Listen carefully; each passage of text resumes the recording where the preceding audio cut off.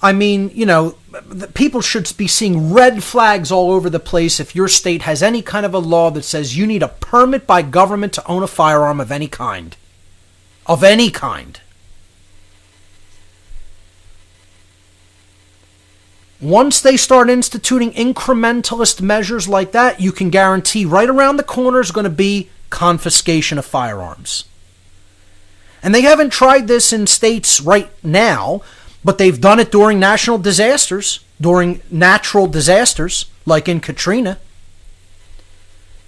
National Guard troops were going door to door confiscating weaponry.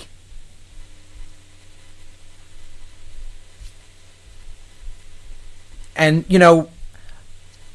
what I think about that is people should not have turned one thing over to them, even if it meant coming to deadly force being used.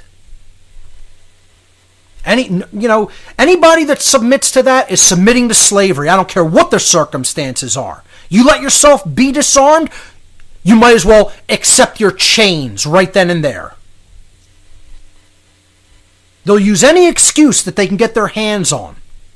These incrementalists, these Fabian socialists, because that's what they are. They're neo-Marxists, they're communists, they're Fabian socialists. The incrementalists, see, that's how they think they're going to push socialism and eventually communism into society. And the Nazis are no different. What do you think, that's any different? It's called National Socialism. That's what NSDAP stood for.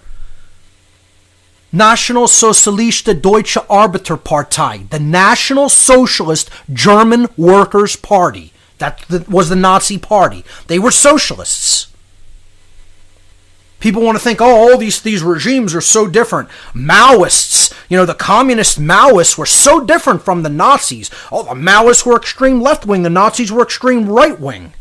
You know what, folks? They all meet at the wingtips, which is called 100% totalitarianism. Death camps, secret police, total ownership of property by the state, total ownership of the people by the state, slavery. You think it's any different? You're buying into semantics and in word games and language. It's all the same measures that they enact. Same actions that they take. Anybody that thinks they're anything different has no long view of history and absolutely no understanding of what totalitarian regimes are. None. Oh, Stalin's Soviet Union was so drastically different than Mao's China and Hitler's Germany, don't you know? So drastically different than the form of incremental socialism and incremental fascism that's being brought into the United States. Because these two seemingly opposite wings of totalitarianism said, hey, we haven't been able to take down the United States from without. Let's shake hands, conquer them from the inside incrementally so they don't understand what's happening because their people are asleep at the switch, and we'll sort out the spoils of ideological warfare, political warfare, on the other side when we have the country in our grasp. And if you don't understand that's what happened, you're a naive child. And you have no long view of history at all.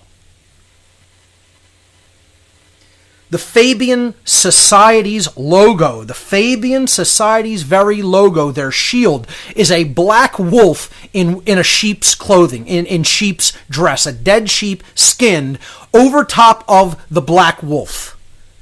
I mean, they're telling you out in the open, we're coming in as a wolf dressed in sheep's clothing to conquer you incrementally. We don't even need to come with weapons of war. We're going to come with an incrementalist ideology so that you never know what happened. This is what Nikita Khrushchev told Americans. He said, we're going to bury you, but we don't need to do it with weapons of war, weapons of mass destruction. We're going to do it ideologically, incrementally, and your children are going to wake up one day in a communist country. We're going to turn the United States into a communist country over a long plan. This was the plan of Antonio Gramsci, the Italian fascist / communist, whatever you want to call him. You know, people think there's such different ideologies. He was a Marxist. You know, people will call him a socialist, a communist.